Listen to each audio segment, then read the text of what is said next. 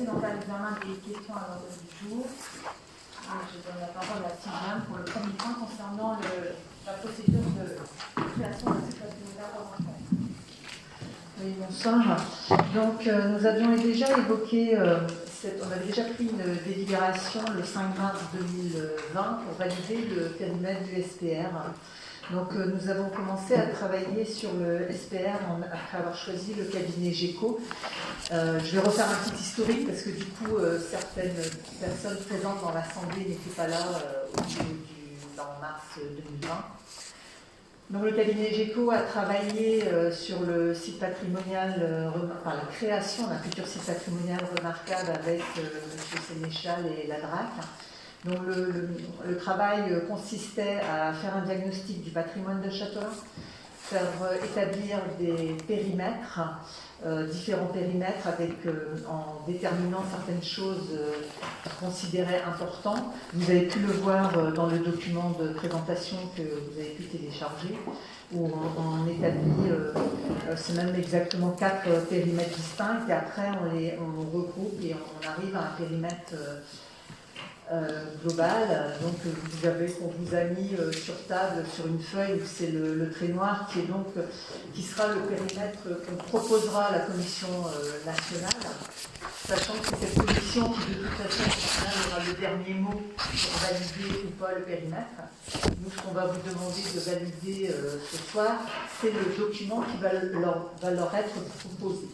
Donc ce document avait été validé une première fois le 5 mars 2020, mais dans le premier document ne figuraient pas les modes de gestion proposés pour les SPR. En fait, les sites patrimoniaux peuvent se gérer de 2 façons différentes. C'est-à-dire qu'on en distingue 2 types. On distingue les plans de sauvegarde et de mise en valeur, communément appelés PSMV, et les PVAP, qui sont des plans de valorisation de l'architecture et du patrimoine. Les 2 différences entre ces 2 types de documents étaient essentiellement au niveau de ce qu'on protège. C'est-à-dire que le premier, le PSMV, protège, référence aussi tout ce qui est intérieur habitat. Savoir s'il y a du patrimoine à l'intérieur de l'habitat qui a un intérêt à être conservé, à être protégé, et s'il y en a suffisamment pour pouvoir justifier d'une telle procédure. Le plan de valorisation d'un château de patrimoine, le PVAP, lui, se focalise plus sur les extérieurs. Donc après une étude sur Châtelain et des échanges avec, entre autres, différentes personnes de Châtelain, dont le service culturel de la mairie. Il y avait eu aussi des échanges en son temps avec le frère Leclerc, et aussi avec d'ailleurs des personnes des éditions Josse Le Doiré. On n'a pas retrouvé, ils n'ont pas retrouvé suffisamment d'intérieur de maisons qui avaient forcément beaucoup d'intérêt à protéger. On n'a pas connaissance de maisons où vraiment alors il y en a peut-être 2 ou 3 sur Châtelain, mais on n'a pas suffisamment de patrimoine à ce niveau-là pour ce type de gestion. Ce qui s'est passé, c'est que quand M. GECO a fait le premier document de plus de 40 pages que vous aviez, il n'avait pas en fait argumenté sur quel choix lui proposait à la commission, vers quel choix aller. Donc c'est pour ça que par rapport au premier document, il a été rajouté à la page 40 et 41, où il développe en fait les 2 types de gestion possibles, et où donc à la fin de son argumentaire, il estime lui que le plan, le PVAP est quelque chose de plus approprié pour la commune de Châtelain. Voilà. Donc c'est pour ça qu'on doit repasser cette délibération en conseil, parce qu'il a complété le dossier qui va être proposé à la Commission nationale. Voilà. Ultérieurement, quand la Commission nationale se sera réunie et aura validé le SPR, on reconstituera une commission. Parce que donc, dans un deuxième temps, il y aura tout le travail qui correspondra au règlement qui va s'appliquer à ce périmètre-là. Et là, on reconstituera à ce moment-là la commission qui travaillera en lien avec le cabinet GECO sur le règlement qui s'appliquera au sein de ce SPR. C'est vrai qu'on ne l'avait pas reconstituée tout de suite au démarrage du mandat, parce qu'elle n'avait pas encore besoin de se réunir, mais dès que la Commission nationale aura statué, on pourra reconstituer cette... Donc vous pouvez déjà réfléchir pour les personnes que ça pourrait intéresser à en faire partie. Voilà. Alors je ne sais pas si vous avez des questions. Oui. J'en ai une, oui.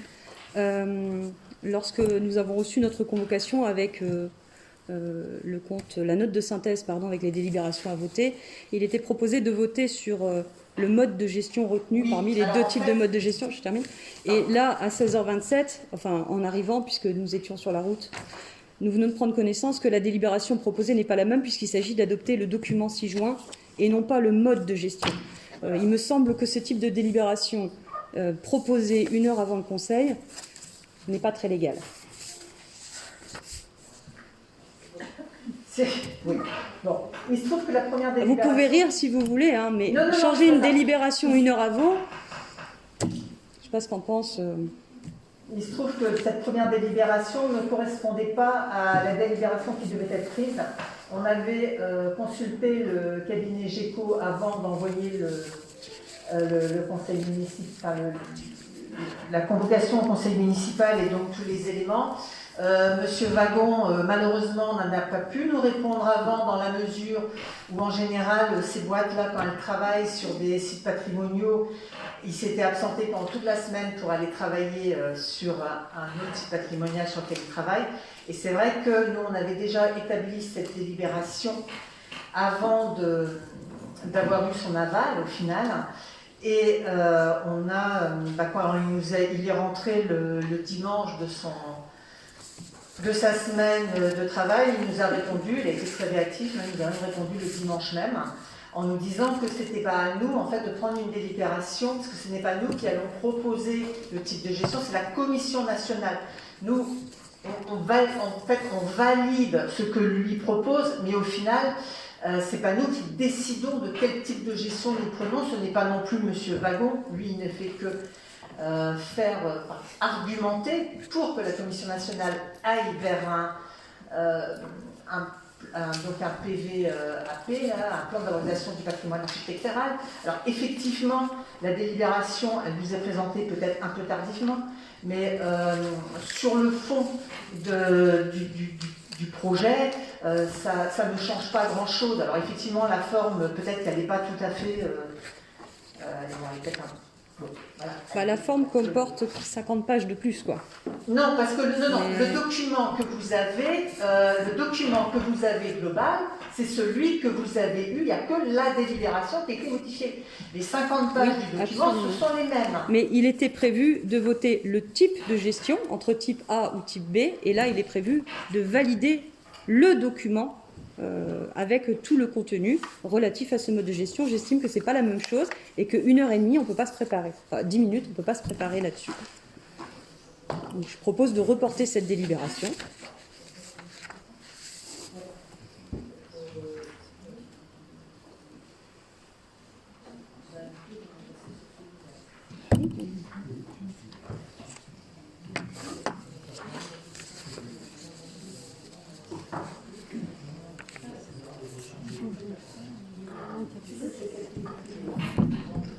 C'est pas la même chose quand même, non?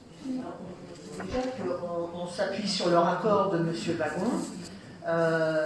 On s'appuie sur le rapport de M. Wagon pour proposer le document.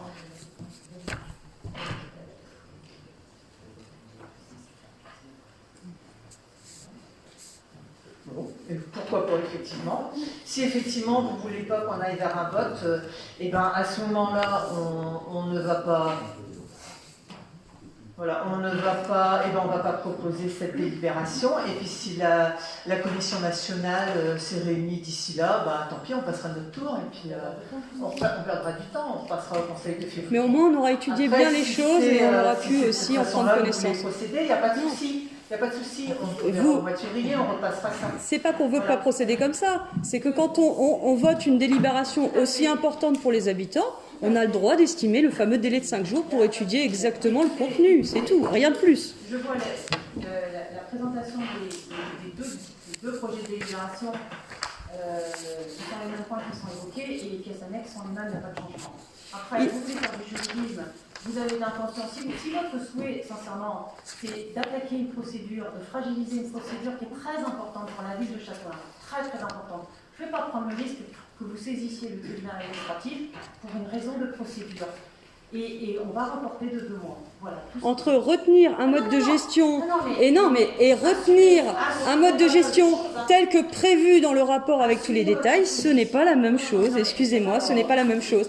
Si vous voulez faire les choses à la volée en présentant aux conseillers de l'opposition un sujet aussi important pour les Châtellinois, sans même avoir fait une réunion publique, mais ça c'est autre chose, à la volée, 10 minutes avant le début du conseil, 10 minutes avant le conseil municipal, en nous faisant croire qu'on ne sait pas faire la différence entre les deux phrases, c'est grave aussi. Hein. Vous estimez que vous n'avez pas eu le temps, il y a une modification, mais qui ne remet pas en cause... Nous n'avons pas pu analyser dans l'axe que vous souhaitiez qu'on vote, parce que vous avez changé l'axe du vote à la dernière minute, c'est un fait. Et je le dis gentiment, ça mérite réflexion. Moi, je ne veux pas. C'est une procédure tellement importante. Effectivement, il y a eu un changement parce qu'il faut aussi s'adapter. On travaille avec un bureau d'études qui nous a fourni des éléments au dernier moment. Je ne vais pas prendre le risque de fragiliser parce que vous irez devant le tribunal administratif. Mais qu'est-ce que vous en savez? Enfin, on est allé devant le tribunal administratif? Non. Par conséquent, eh bien,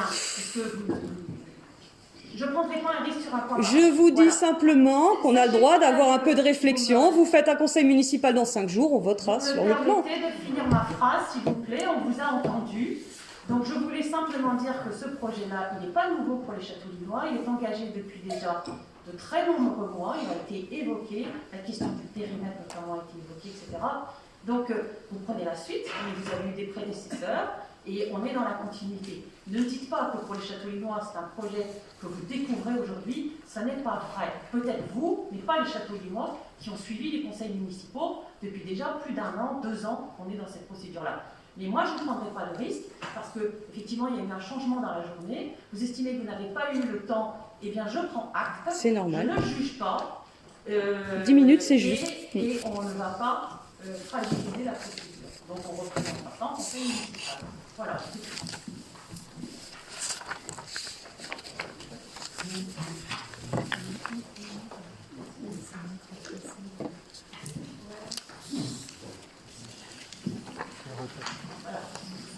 On va passer au point suivant, donc, qui est l'adoption du règlement intérieur du conseil municipal.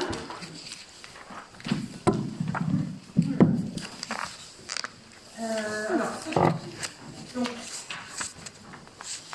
vous le savez, en début de mandature, nous avons l'obligation d'adopter le règlement intérieur du conseil municipal, prévu normalement pour la durée de la mandature. Ceci étant, vous l'avez vu à la fin du document, une révision est toujours possible. À condition d'être soumis dans les mêmes règles de procédure, c'est-à-dire de repasser en conseil municipal. Pour l'élaboration de ce règlement intérieur, j'ai procédé de la manière suivante. Tout d'abord, j'ai eu un échange avec les différents groupes, différentes composantes de ce conseil municipal, c'est-à-dire un échange avec Madame Réalé et M. Valérin pour d'une part, Madame Réalé également représentante de la liste qu'elle a menée, et également un échange avec les élus du groupe majoritaire. Au cours de ces échanges, il y a un certain nombre d'observations qui ont été faites,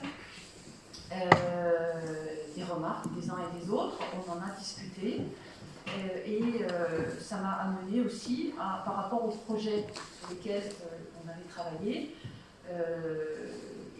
ça m'a amené à proposer des modifications, à tenir compte d'un certain nombre de remarques, pas de l'intégralité des propositions qui ont pu être faites, mais en tout cas, j'ai fait évoluer le document suite à ces échanges. Ce projet de règlement intérieur a été ensuite présenté en commission élargie, c'est-à-dire représentant l'ensemble des conseillers municipaux. Donc, cette réunion a eu lieu le 25 novembre dernier. Il y a eu quelques observations qui ont été formulées à nouveau. J'en ai tenu compte, notamment, vous avez vu, entre le projet que vous aviez lors de la commission et la version de ce soir, j'ai redéfini, j'ai J'ai enlevé un point à l'article 2 concernant les questions orales. Donc, alors sur le principe que le nombre de questions orales n'est pas limité. Et puis on verra comment ça va se passer après dans la pratique. Et également, j'ai reprécisé le point de l'article 3 concernant l'expression des groupes n'appartenant pas à la majorité. Le droit à l'expression des groupes n'appartenant pas à la majorité est clairement affirmé, précisé dans ses modalités, et ce qui a été aussi maintenu et discuté. Je vais reformuler les choses pour que ce soit bien clair, c'est-à-dire que les groupes n'appartenant pas à la majorité ont tout à fait le droit de s'exprimer dans les publications qui sont faites par la ville, et si dans ces publications il apparaît qu'on fait état de projets portés par la municipalité, par la commune, et si on fait état de l'action de la commune, eh bien, donc cet emplacement est consacré. Il ne fera pas l'objet d'expression de la majorité, ne doit pas venir en concurrence avec cet espace dédié. Et donc, suite à la commission du 25 novembre où il y a eu des échanges, demandes de précision, je rappelle, et en revanche, j'ai précisé à la fin que les élus du groupe appartenant à la majorité ont la possibilité de s'exprimer dans les publications de la commune. Mais bien évidemment, sans que ça ne vienne sur l'espace consacré pour les groupes minoritaires. Voilà, donc j'ai reprécisé, il me semble que c'est clair. Après, peut-être une discussion là-dessus. Je ne vais pas relire l'ensemble du règlement intérieur parce que on a eu plusieurs échanges là-dessus. L'objet du règlement intérieur, bien évidemment, c'est de fixer un certain nombre de modalités, mais je l'ai bien précisé, il serait absolument inintéressant de recopier des textes de loi, toutes les dispositions qui sont notamment dans le code des collectivités territoriales. Ce que l'on mentionne, il faut que ce soit un document qui soit facile d'utilisation aussi, qui précise bien un certain nombre de choses, et d'ailleurs la loi demande à ce que les précisions soient apportées sur des dispositions particulières. Mais il faut qu'au cours du mandat, ça les soit facile, et c'est quand même plus simple de sortir le code des collectivités territoriales. D'où le choix que j'ai fait, c'est de ne pas alourdir inutilement ce document en recopiant purement et simplement la loi qui, quoi qu'il en soit, s'applique de toute manière. Voilà. Il faut que quand même ce document soit visible et utilisable rapidement dans la pratique pour les élus tout au cours du mandat. Donc voilà les précisions. Également, nous avons suivi la trame proposée par l'Association des maires de France, une trame assez générale qui reprend aussi les évolutions de la jurisprudence dans ce domaine-là et qui reprend les dernières modifications de la loi depuis à la date de 2020. Voilà. J'ai reçu là juste à l'instant des propositions de rédaction différentes de certains articles, donc des propositions d'amendement.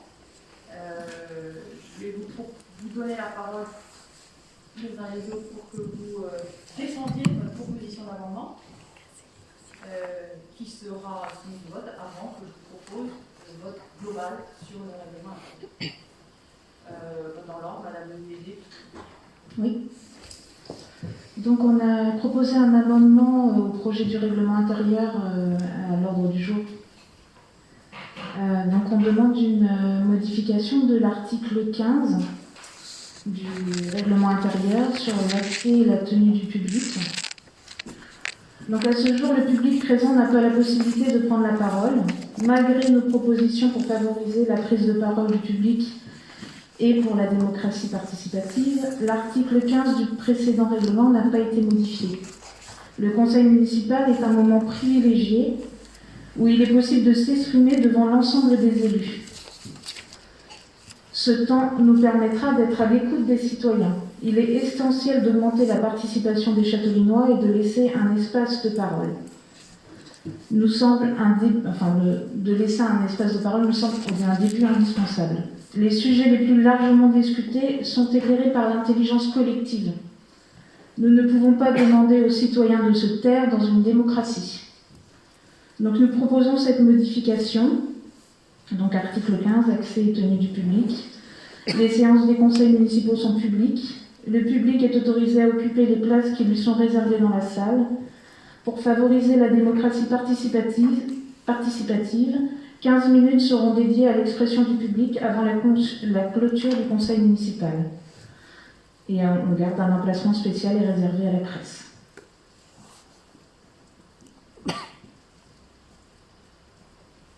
Je pense que, je ne sais pas si vous aviez la même proposition.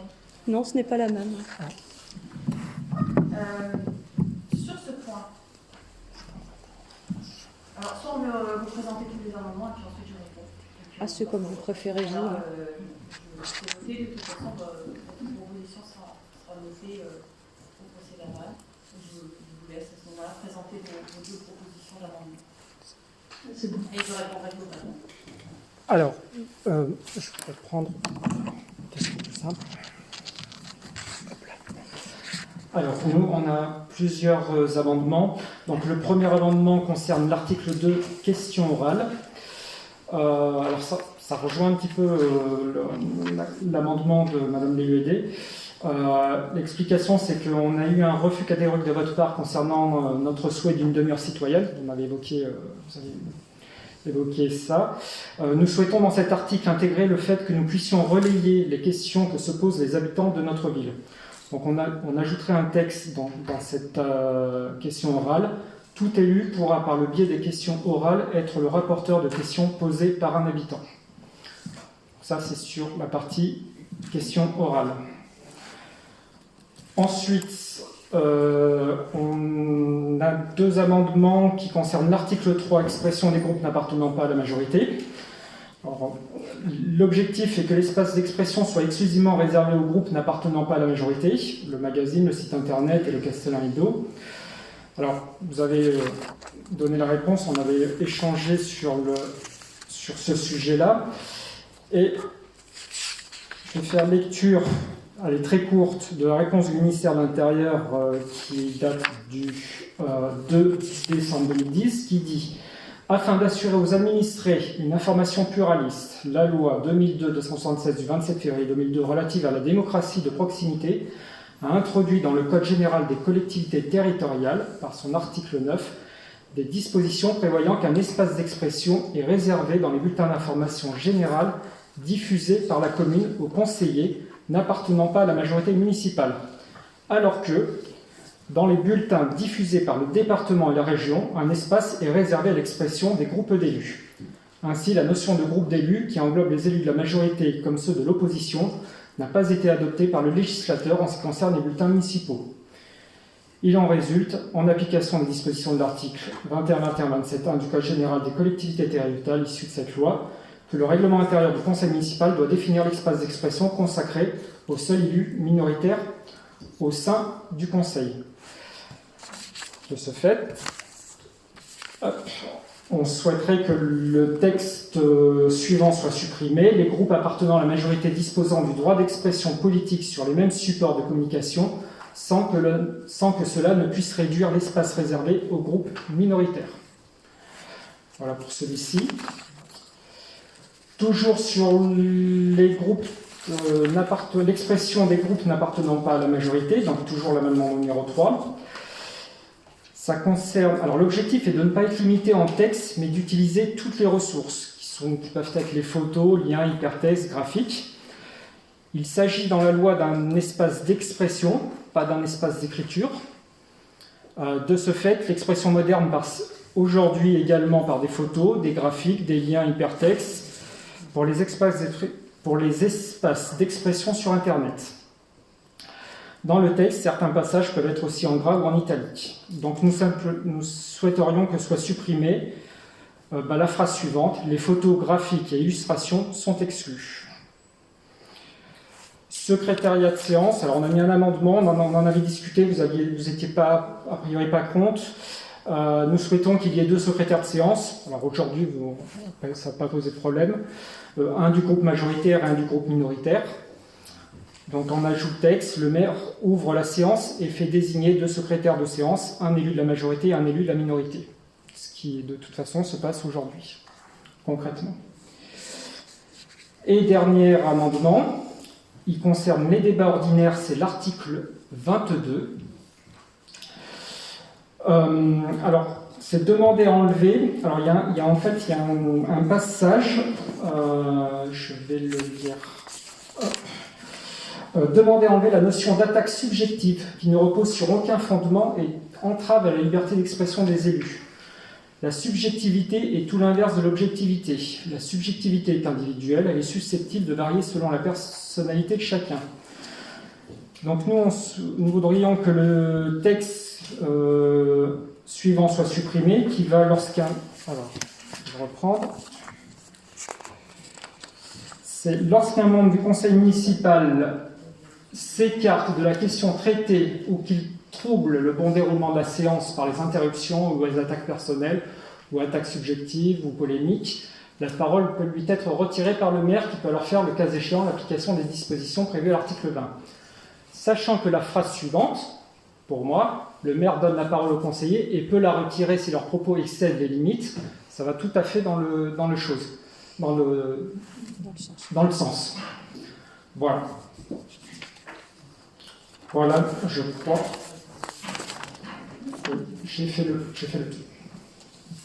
Je vous remercie. Certains points que vous n'avez jamais évoqués lors des discussions qu'on a eues, je les cours à l'instant. Donc je n'ai pas de temps. Je n'ai pas matériellement, comme vous n'avez pas eu le temps matériellement d'examiner le premier point. Là, sincèrement, sur cet article 22, vous l'avez jamais évoqué lors des discussions, dans les commissions. Vous avez fait le choix, si vous appartient, de me présenter ces amendements à l'instant, et vous auriez pu me présenter ça, ces propositions auparavant, vous ne l'avez pas fait, c'est pas grave. En tout cas, je vous dis, je n'aurais pas. Voilà, il y a certains points que vous avez évoqués, je vais vous répondre, et pour les autres, ils sont votés, je proposerai, en ce qui me concerne, un vote négatif. On ne peut pas évoquer le fait que vous vous trouvez dans une difficulté pour apprécier un document et le point suivant, nous soumettre une kyrielle de questions dont certaines n'ont pas été évoquées dans les commissions, mais c'est votre droit. Et après, je vous réponds que moi, matériellement, j'ai aussi besoin de réflexion comme vous. Je pense que vous le comprendrez, surtout ce soir. Et par conséquent, il n'y aura pas de discussion sur certains points. Juste que ça a été vu en commission. La question d'attaque, subjective, etc. Voilà. Alors, sur le premier point évoqué par Mme Lévy, je pense qu'il y a à la fois, une confusion et peut-être aussi un manque de connaissance du rôle de l'élu et de la mission du conseil municipal. Concernant la place du public, elle est clairement définie dans les textes de loi. Le public ne peut pas participer au débat du conseil municipal, ne doit pas intervenir, et la règle est la même, que ce soit les assemblées. C'est la même chose, c'est le cas dans les conseils municipaux, dans les conseils départementaux, les conseils régionaux. Donc lorsque, dans l'argumentaire que j'ai entendu à l'instant, vous évoquez, vous voulez qu'on revoie la place du public dans des séances du conseil municipal, il y a, à mon sens, ça se heurte à une question d'ordre public. Ensuite, sur le rôle du conseil municipal et la mission, le devoir du conseil municipal. Le conseil municipal, il est là, son rôle, c'est de régler par ses délibérations les affaires de la commune. Le conseil municipal donne également son avis toutes les fois que cet avis est requis par les lois et les règlements, qu'il est demandé par le représentant de l'État dans le département. Donc, votre mission, que vous soyez élu majoritaire ou élu un groupe minoritaire, votre mission est la même, votre responsabilité est la même, c'est-à-dire que votre rôle, c'est de régler, à travers les délibérations qui sont votées, de régler les affaires de la commune. Et c'est lors des séances que, justement, s'exerce cette mission que vous avez, qui est issue de votre élection. Et la séance du conseil municipal, ça n'est pas une réunion publique. Il y a des réunions publiques. Et vous avez le droit, en tant qu'élu, quel que soit le groupe auquel vous appartenez, vous avez le droit de faire des réunions publiques. Vous avez le droit d'organiser des débats publics avec les habitants. Donc ne me dites pas que c'est le rôle du conseil municipal, de la séance du conseil municipal, d'animer ce débat public. Non. La mission de ces séances du conseil municipal, c'est d'adopter, de faire des propositions effectivement de texte, de modification de texte, mais de ne pas transformer cette instance, qui est très importante, en un forum, en une réunion publique. Ça n'est pas le cas. Et il y a d'autres lieux pour le faire, d'autres instances, et en tant qu'élu, vous avez parfaitement la possibilité, et vous bénéficierez des moyens matériels de la commune. Si vous souhaitez réserver une salle, inviter la population à débattre avec vous, eh bien vous avez parfaitement la possibilité. En ce qui concerne la possibilité des Châtellenois d'interroger les élus, cette possibilité a toujours existé, toujours, que ce soit moi en tant que maire, mes collègues élus et le maire précédent. C'est la mission des élus. Il y a des permanences, il y a des rendez-vous, et même sans permanence, moi, je suis sollicitée. Si je suis là, eh bien, je réponds ou j'accorde des rendez-vous sans aucun problème. Donc, la question que vous posez, de toute façon, je vous ai dit en réunion que je n'accéderai pas à cette demande, et pour les raisons que je viens d'expliquer, c'est-à-dire qu'il y a à la fois des règles d'ordre public sur la tenue des séances du conseil municipal, et des règles aussi qui, lors de la séance du conseil municipal, ça n'est pas une tribune libre. C'est le moment où vous, en tant qu'élu, vous devez débattre avec les autres élus, et non pas avec la population. Il y a d'autres moments pour débattre avec la population, et c'est tout à fait respectable, et c'est important. Mais ne confondons pas et ne transformons pas une séance du conseil municipal en un forum. Je voudrais vous répondre. Sur ce point-là, on n'est pas d'accord, on en a déjà discuté. Moi, ça ne coûte rien de donner un temps de parole au public. On ne parle pas d'agression, rien ne... Voilà, c'est un moment où la population peut s'exprimer devant les élus. Je ne vois pas pourquoi ça se passerait mal, pourquoi... Voilà, c'est une possibilité qu'on peut donner, et vous faites le choix de ne pas la donner. Je n'ai pas dit que ça se passerait mal, je vous explique le sens des choses, le sens de votre mission aussi. Ma mission, si vous souhaitez, oui, en tant qu'élu au sein du conseil. Bien sûr, mais là, ça n'a rien à voir avec donner un temps de parole au public. Eh bien, il y a des temps de parole qui peuvent être accordés, et je vous ai dit, il y a la réunion publique. Voilà. Après, vous estimez, vous voyez le conseil municipal, mais voilà, on n'a pas la même vision. Regardez comment les autres assemblées délibérantes fonctionnent. Est-ce que vous croyez que avant les sessions à l'Assemblée nationale, au Sénat, au Conseil régional, eh bien, on a comme ça un forum, un temps de débat? Non, il y a des moments pour les débats, et il y a un travail autrement en commission et en conseil municipal. Et là, la loi elle est claire. En conseil municipal, le public assiste. C'est parce que le public a le droit d'être témoin, de voir comment se fait la démocratie et comment sont prises les décisions.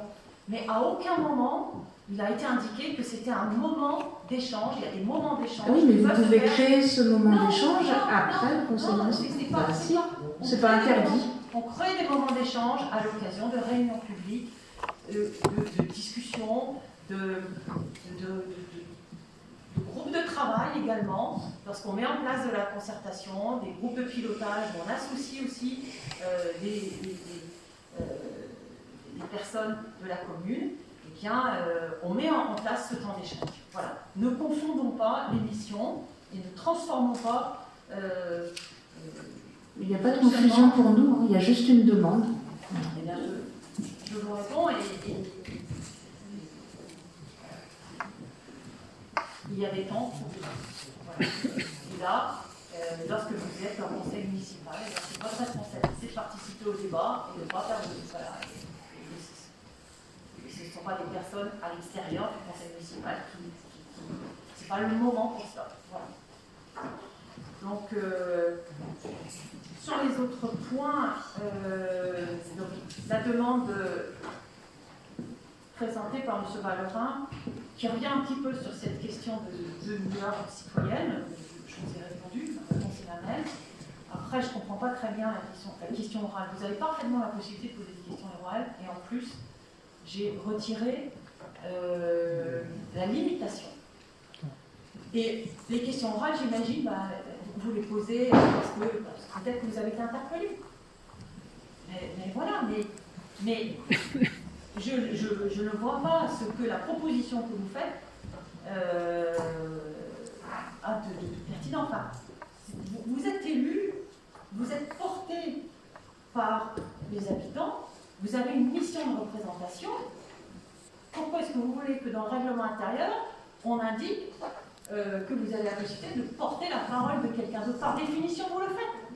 Puisqu'une personne ne peut pas poser sa question par elle-même, on s'était quand même demandé si ce n'était pas interdit qu'on la pose pour lui.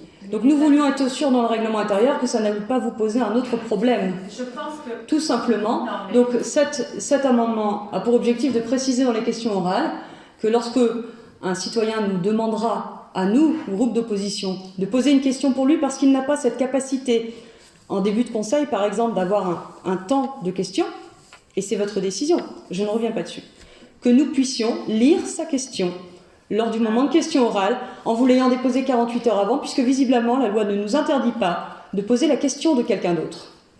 Je pense que, franchement, c'est d'un ridicule achevé. C'est-à-dire que vous n'assumez même pas votre... Excusez-moi, dans votre règlement intérieur, tout à l'heure vous parliez de respect, je vous demanderai de pas dire que nos propositions sont ridicules. On a parlé de débat, je vous demande de le faire dans le respect. Vous aussi, il me semble que je le fais depuis tout à l'heure. Écoutez, madame, je ne peux pas finir une phrase, vous me pointez du doigt. Oh, c'est moi qui pointe du doigt. Alors, quand même, vous venez de dire que nos propositions sont ridicules. S'il vous plaît. Oui, je pense que le mot ridicule est un mot... Non, c'est une insulte ridicule. C'est pas dans le dictionnaire, madame le maire. Écoutez, ça devient insupportable. Vous pouvez vous expliquer, vous pouvez dire non, mais vous ne pouvez pas nous insulter. Vous n'avez pas tous les droits. Dire que les personnes ne peuvent pas poser des questions, à la limite, c'est injurieux vis-à-vis du travail que nous menons. Et je pense que vous n'avez pas idée de la manière dont ça se passe dans un conseil municipal et dans une mairie. Vous n'avez pas idée du courrier que nous recevons. Donc, n'allez pas faire croire ce soir que les Châtellinois n'ont pas la possibilité de poser des questions. Je pense que les Châtellinois se font une idée ce soir, surtout. Invraisemblable. Les Châtellinois qui veulent nous annoncer... Vous transformez une situation, vous inventez une situation purement et simplement, et vous n'assumez pas votre rôle. Si vous avez des questions orales à poser, vous les posez bien évidemment. Vous les présentez et elles seront présentées en fin de conseil. Ensuite, les Châtellinois qui ont des questions à me poser, des questions à poser au service de la ville, le font et n'ont pas attendu que vous soyez élus pour le faire et continueront à le faire sans vous, bien évidemment. Ça, je suis désolée de vous le dire. Et en revanche, si vous avez des questions orales à poser, eh bien vous les poserez et ça sera peut-être aussi le résultat de réflexion que des Châtellinois ont pu vous faire. Et c'est normal, ça se passe comme ça. Voilà. Mais c'est votre rôle de représentation. Voilà. Donc, indiquer dans un règlement intérieur que tout élu pourra par le biais des questions orales être le rapporteur de questions posées par un habitant, on ne met pas ça dans un règlement intérieur. Vous posez librement la question et qui peut être sur interpellation d'un habitant qui s'interroge, oui, tout à fait. Voilà. Une simple réponse comme ça nous aurait suffi, vous savez. C'était tout ce qu'on demandait. Mais vous le savez très bien. Oh, mais si, non, on le sait pas, on le sait pas. C'est la première fois qu'on fait un règlement intérieur, on le sait pas. C'est pas la peine de monter sur vos grands chevaux avant de répondre quelque chose d'aussi simple. Mais madame, La fin nous aurait suffi. Enfin, quand même. Sérieusement que les châteauinois ils vous ont attendu pour Mais m'écrire enfin. et me poser des questions. Mais j'espère bien que non. Mais cela n'empêche pas qu'ils aient parfois envie de poser des questions en public. Vous pouvez entendre ça tout de même. Mais bien sûr, il y a des échanges publics. Il n'y a rien dans notre demande de ridicule, d'exagéré ou de quoi que ce soit. C'était une demande tout à fait classique. Vous en avez fait un espèce de tricotage étonnant. Étonnant, très étonnant. Je lis votre remarque. Assumez vos questions. Voilà, assumez vos questions. C'est pas ça. On n'a pas mis assumer nos questions. On a demandé si on pouvait préciser le fait que nous puissions rapporter. C'était une question. Elle n'avait rien d'extrême, ni de bizarre, Alors, ni de ridicule. Concernant l'article 3, j'ai apporté des précisions. Peut-être que vous souhaitez d'autres précisions. Ce que vous voulez, à travers cet article, c'est interdire au groupe majoritaire de pouvoir s'exprimer sur le plan politique. Ça, rien n'interdit au groupe majoritaire de s'exprimer sur le plan politique, ce que, et j'ai bien écouté, je connais le texte que vous avez lu, ce qui ne doit pas être dénaturé, c'est le droit des groupes minoritaires et c'est l'espace consacré aux groupes minoritaires. Donc si je n'ai pas été suffisamment claire, je l'ai dit, eh bien, je veux bien reformuler les choses, c'est-à-dire qu'il n'est pas question sur l'espace, c'est-à-dire la page, avec le titre en haut indiquant expression libre ou expression des groupes n'appartenant pas au groupe majoritaire, il n'est pas question que cette page soit occupée par une expression de la majorité. Je l'entends, et je l'ai lu, il n'y aura pas. Et effectivement, là où il y a eu des questionnements et des réponses, c'est dans les publications. C'est exactement ce que nous voulions comme réponse et nous soyons sûrs. C'était pas clair jusqu'à présent. Voilà. Je Alors, suis désolé. Je veux bien parce que j'ai écouté, parce que je ne veux pas qu'il y ait d'ambiguïté là-dessus. Et je suis bien d'accord avec vous. Alors, en revanche, là où peut-être on ne sera pas d'accord, c'est si sur une autre page, vous interdisez. Non. Ah non, vous avez Non. le droit de publicité, mais c'est de la publicité, Eh bien, pas d'expression politique. Et je veux dire, peut-être pour renforcer les choses, tout en vous écoutant, je pensais qu'on pourrait indiquer donc, à la fin de l'article 3. Donc, le titre de l'article 3 qui vient expression des groupes n'appartenant pas à la majorité. On est d'accord. C'est le dernier paragraphe. Eh bien, je peux le mettre. Les groupes appartenant à la majorité disposent du droit d'expression sur les mêmes supports. C'est-à-dire que ce n'est pas sur l'espace. Hein. C'est ça. C'est ça. Voilà. Dans un espace distinct. Est-ce que ça vous conviendrait mieux? Oui.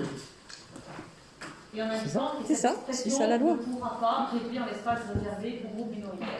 C'est ça. Si on le fait de cette manière-là, est-ce que vous l'acceptez? Est-ce Oui. que c'est clair? Pour nous, c'est très clair. Il y avait une espèce d'ambiguïté qui faisait qu'on se demandait si vous n'alliez pas mettre quelque chose sur la même page Non, que. non. Voilà. Voilà,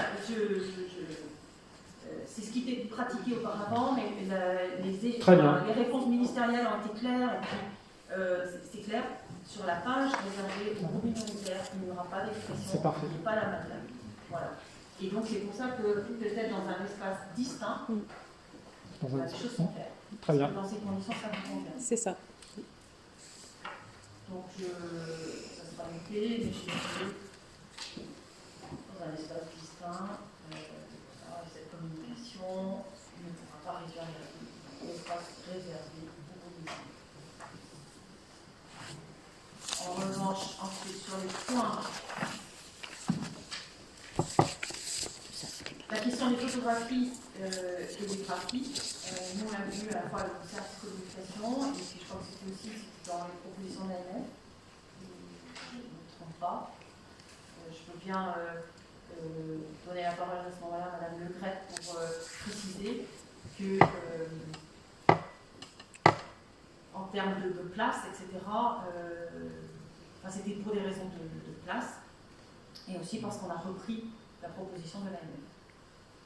Peut-être préciser ce point-là. Selon le titulaire du marché du bulletin, il n'est pas possible, enfin c'est très compliqué de positionner des photos et des textes. Voilà. Dans le magazine annuel, pardon. Oui, c'est ça. Ouais. Au niveau charte graphique, charte, voilà, c'est compliqué de proposer quelque chose qui puisse réunir à la fois le graphique, du texte, des photos. C'est pourtant le cas sur le reste du magazine, il me semble. Il y a des photos, du texte, des pictos, des graphiques mélangés. Ils apportent une réponse des prestataires. Ça me paraît étonnant, il est payé pour la mise en page, il le fait sur le reste du magazine, pourquoi ne pas réussir à le faire sur la page de libre expression de l'opposition, enfin de la minorité? Moi, C'est étonnant, hein. Son principe, hein, c'était un aspect technique. Bah, c'est quelqu'un qui est payé, c'est une agence de pub qui est payée pour faire de la mise en page, qui sur le reste des pages mélange photos, graphiques, pictos et texte.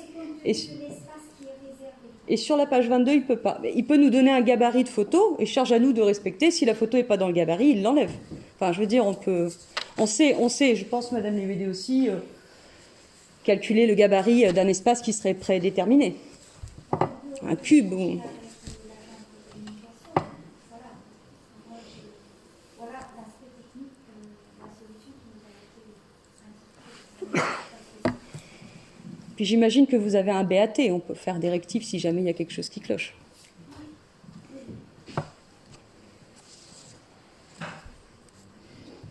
D'accord, vous pouvez communiquer de la manière que vous souhaitez. Moi, c'est simplement, voilà, le problème a été soulevé par le service communication de la ville. Et c'est pour ça que je suis allée dans ce sens-là. Et après... Sur le site internet de la ville, c'est pareil, ça ne change pas grand-chose d'ajouter une photo à du texte. C'est le même... c'est la même technique. À ce moment-là, on enlève ça du règlement intérieur, et si après on est confronté à des problèmes techniques, et bien les services, On prendra contact, voilà, et on pourra discuter s'ils ont besoin de normes, de formats spéciaux, on s'adaptera. À ce moment-là, on Problème. va enlever cette phrase, c'est-à-dire l'exclusion des photos et des illustrations. Mais si vraiment on se heurte à une difficulté, ben là, on sera obligé de faire. Au moins, c'est silencieux dans le règlement intérieur, mais c'est en pratique, on ne peut pas le faire. On sera capable de faire la différence. Oui.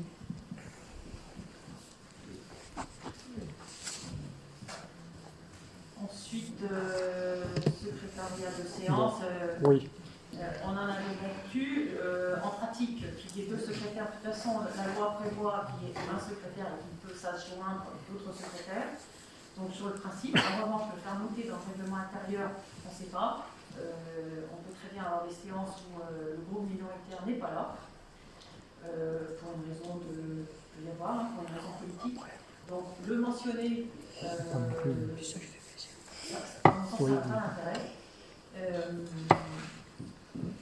Surtout qu'en pratique, on peut parfaitement faire des idées de secrétaire comme je l'ai fait. Sur un plan technique, je ne vais pas me retrouver de côté, tout simplement, parce que faute de candidat. C'est pour ça que j'ai proposé de maintenir la formule. On peut laisser. Oui.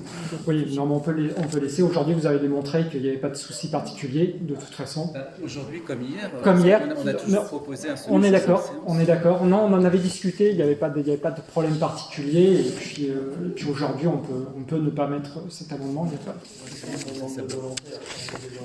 pas de souci particulier sur ce sujet-là. Ensuite, la question de l'article 22, moi, je le connais par cœur, cet article. Je pense que j'aurais apprécié que vous m'interpelliez avant.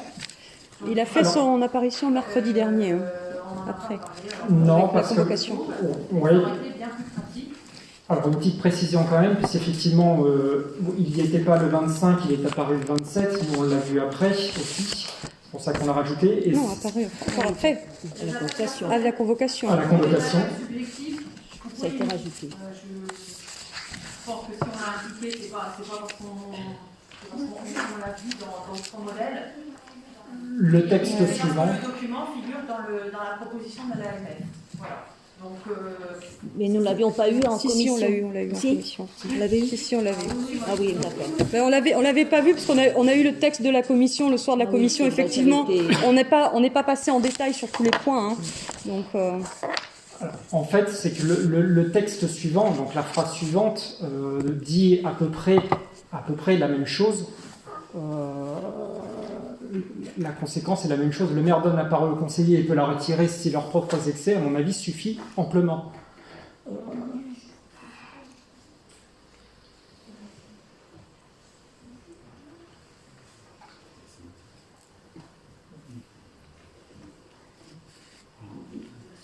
Après, nous, là-dessus, franchement, ça n'a pas été un choix. On a repris purement et simplement la rédaction de l'AMF. C'est peut-être redondant, attaque personnelle, attaque subjective, voilà, les attaques personnelles. on est bien d'accord. Ça, c'est du bon sens, c'est de la On est courtoisie. bien d'accord. Non, on n'a pas touché à ce Non, non, on non, n'a non, pas vu. non, non, On l'a pas n'a vu. fait aucune modification. Donc là, moi, vous me prenez le compte, je ne sais pas pourquoi, je n'ai pas cherché pourquoi dans le document de l'AMF, on évoque à la fois les attaques personnelles et les attaques subjectives.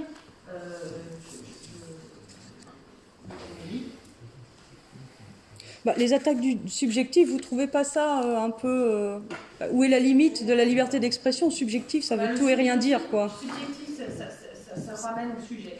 Non, Par ça- rapport à objectif qui se ramène à l'objet. C'est ça, mais là, pour le Et coup, ça peut être cette rédaction-là. c'est risqué dans le cadre de la liberté d'expression, je pense tout de même, de ramener ça à la subjectivité. On parle d'attaque.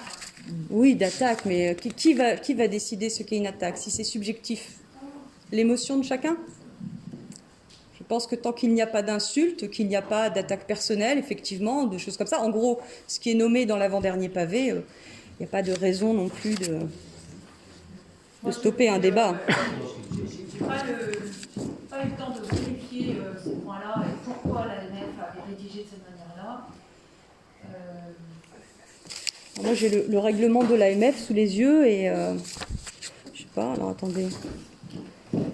Oui, ils ont mis ça. Ils ont mis, lorsqu'un membre du conseil municipal s'écarte de la question traitée ou qu'il trouble le bon déroulement de la séance par des interruptions ou des attaques personnelles, la parole peut lui être retirée. Mais je vois pas. Je vois pas de notion d'attaque subjective dans le règlement de l'AMF ici. J'ai peut-être pas le bon. Hein. Article 24 de l'AMF. Si quelqu'un veut mon document. Là, nous, on est sur... Attendez. Bon, moi, très honnêtement, je n'ai pas le temps de regarder les choses posément. C'est un petit peu le même problème que celui que vous aviez posé en premier point. Donc, moi, je vote contre la modification du texte. J'aurais aimé avoir plus de temps pour y réfléchir, ne serait-ce que cet après-midi. Nous proposerons un amendement, si vous voulez, pour le prochain conseil municipal pour modifier le règlement, comme ça vous serez informés auparavant. Donc, sur le droit d'amendement, bien évidemment, ça fait partie des missions des élus. En pratique, si vous déposez des amendements au moment de l'ouverture du conseil municipal, vous prenez le risque que je ne sois pas en capacité de travailler le sujet. Absolument. C'est à vos risques et périls. Malheureusement, nous sommes informés 5 jours avant. Vous comprenez que c'est pas toujours évident. Si on peut, on le fera avant. Si on peut vous les envoyer avant, on le fera avant. Si on ne peut pas se réunir, si on ne peut pas se réunir auparavant, plus tôt, malheureusement, vous aurez les amendements le soir même, effectivement. Voilà. Donc, on va procéder d'abord au vote concernant les amendements. Et ensuite, alors, sur l'amendement proposé par Madame Le Huédé, donc une modification de l'article 15, qui est favorable à cet amendement? Une voix. Pardon. 1, 2, 3, 4, 5, 6. Donc vous avez un trois, hein, donc ça fait 5, 6. Qui est contre? Bon, il reste. Il est interdit au public de se manifester. Eh bien, c'est une honte. Non, absolument pas. Je vais écouter. Si vous, c'est la première fois. S'il faut que j'appelle le policier municipal pour vous faire sortir, je n'hésiterai pas. Et bien, moi, j'accepte pas. Bon, alors, on appelle M. Lozano, on appelle la gendarmerie, vous sortez, monsieur, j'ai la police de cette assemblée, vous sortez immédiatement de cette salle. Il est interdit de troubler l'ordre le déroulement du conseil municipal. Oui, mais Quelle que soit la loi, elle s'applique à vous, monsieur, Tout ce que vous dans acceptez. n'importe quel citoyen. Vous sortez de cette salle, je vais appeler la gendarmerie ou le policier municipal. Il est absolument intolérable. Vous suivez les débats, qu'ils vous plaisent ou qu'ils ne vous plaisent pas, vous n'intervenez pas. oui, mais comment est-ce qu'on Vous peut sortez, décider monsieur. Bon. Madame Munelé, je pense que c'est inadmissible. J'ai Absolument 18 ans, le maire a rien à voir avec ça. Ah, mais je sais pas que si c'est votre maman, je ne peux pas le savoir. Je ne peux pas le savoir. Écoutez, bon, on va interrompre le conseil municipal. Et je vais vous demander de sortir. Voilà, vous avez perturbé le conseil municipal, vous sortirez et les débats reprendront quand vous serez sortis.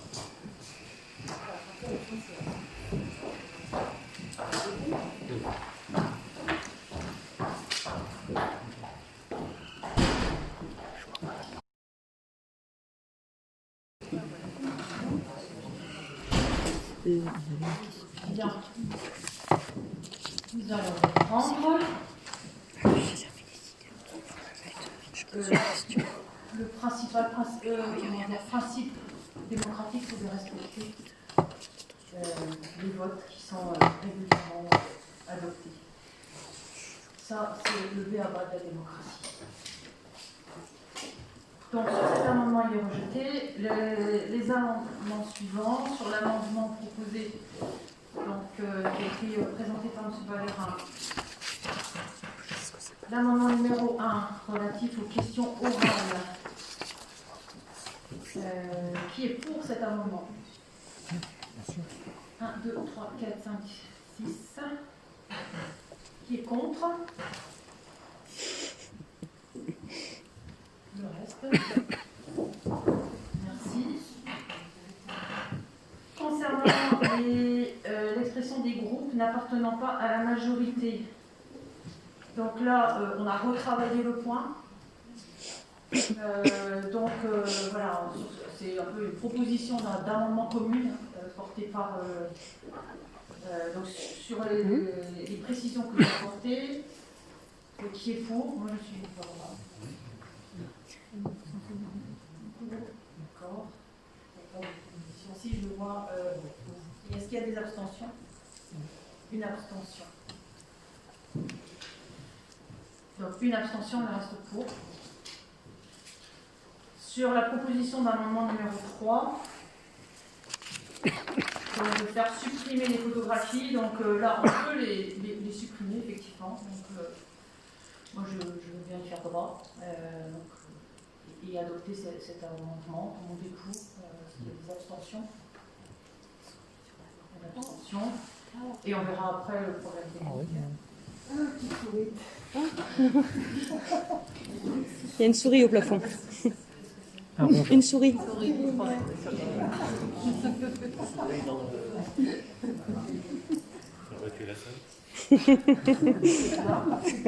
Elle est bonne celle-là. La proposition d'amendement numéro 4 concernant le fait de mentionner expressément dans le règlement intérieur qu'il y aura deux secrétaires de séance. Moi, je propose de garder la formulation actuelle. En pratique, de toute façon, ce sera parfaitement ouvert. Bon. Vous maintenez votre amendement? Oui. Ok. Qui est pour cet amendement? 6 pour. Qui s'abstient? Qui est contre? Contre.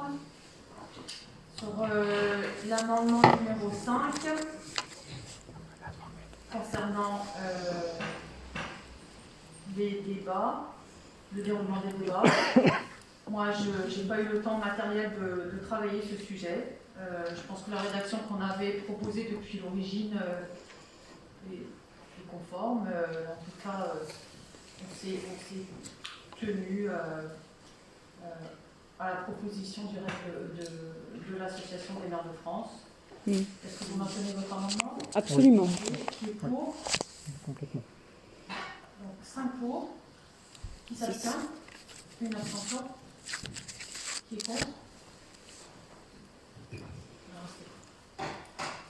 Alors sur l'adoption du règlement intérieur, avec la modification qui a été votée, fera les deux modifications concernant la possibilité d'avoir des photos et des graphiques, et puis également la précision sur l'espace réservé aux uns et aux autres. Donc sur l'adoption des règlements intérieurs, qui est contre? Une voix contre. Qui s'abstient? Qui est pour? Tout le reste. Vous avez pu noter les voix? Très bien, je vous remercie.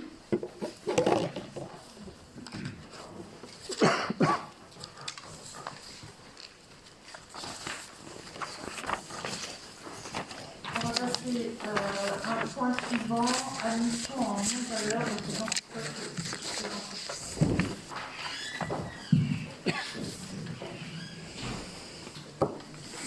Bonsoir tout le monde. Donc, pour information, les cas de surendettement ne nécessitent pas de délibération du fait de leur caractère obligatoire.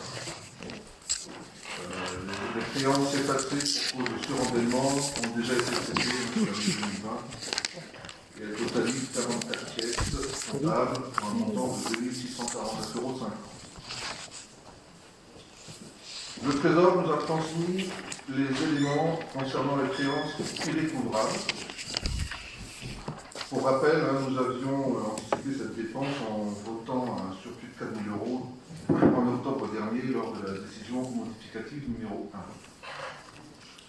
Il y a donc 31,83 €. Bon, là, ce sont des créances anciennes d'une valeur minime. C'est pour des restes encaissés inférieurs au seuil minimal de poursuite. Ensuite, la somme de 3 293,97 €. Il s'agit essentiellement de créances anciennes. Ce sont des frais de cantine, centres aérés et autres, sur les années 2008 à 2014. Là, il y a 35 pièces comptables. Et enfin, la plus importante admission en non-valeur concerne la liquidation judiciaire de la SARL Art Millénaire SCI Moulin du Roi pour un montant de 41 115,20 €. Nous avons reçu récemment le certificat d'irrécouvrabilité du mandataire de justice. Vous avez vu la pièce jointe au document. Et ce document, il veut dire qu'il sera impossible légalement de récupérer cette somme. Bon, nous avions provisionné ce montant en 2019. C'est donc neutre pour la commune en exercice comptable. Est-ce qu'il y a des questions sur ce point qu'on avait vu le 19 novembre dernier? Non. Donc je vais passer au vote. Est-ce qu'il y a quelqu'un contre? Des abstentions? Est-ce qu'il y a une abstention?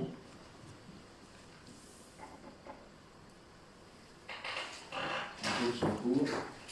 Je vous remercie. Alors, avant de présenter le point suivant, je vais demander déjà à Steve Mazot de sortir de la salle, puisqu'il ne peut pas, étant intéressé par l'affaire en tant que président, il ne peut pas donc, participer au débat et voter. Je ne sais pas s'il y a d'autres personnes. Et le problème peut-être sera aussi concernant le point suivant, donc le code civil. Si dans le conseil au sein de l'Assemblée, les personnes qui sont membres de ces associations, ils ne peuvent pas participer au débat et déprendre la vote.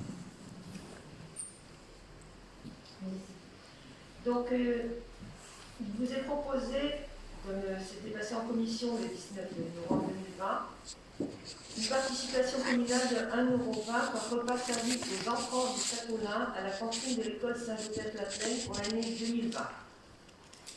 Cette participation est révisable annuellement en fonction de la situation budgétaire de l'école. Donc, votre accord est sollicité sur cette proposition. Y a-t-il des questions? Donc, je passe au vote. Qui est contre? Qui s'abstient? Tout le monde est pour, je vous remercie. De même, nous avons aussi les repas servis à la cantine de l'école d'Iwan pour la rentrée scolaire 2020. Donc il vous est proposé de reconduire pour l'année 2020-2021 une participation aux frais de repas servis aux enfants châteaulinois scolarisés à l'école d'Iwan Castelli. articulés comme suit: scolarité maternelle, 1 € par repas et par enfant châteaulinois, scolarisé à l'école d'Iwan, et scolarité primaire, 1,20 € par repas et par enfant châteaulinois, scolarisé à l'école d'Iwan. La participation communale au repas servi à l'école d'Iwan est identique à celle des repas servis à l'école de Saint-Joseph-la-Plaine. Donc ce point aussi est examiné en commission des finances du 19 novembre 2020. Donc y a-t-il des questions? Donc je passe au vote. Qui est contre? Qui s'abstient? Tout le monde est pour. Je vous remercie.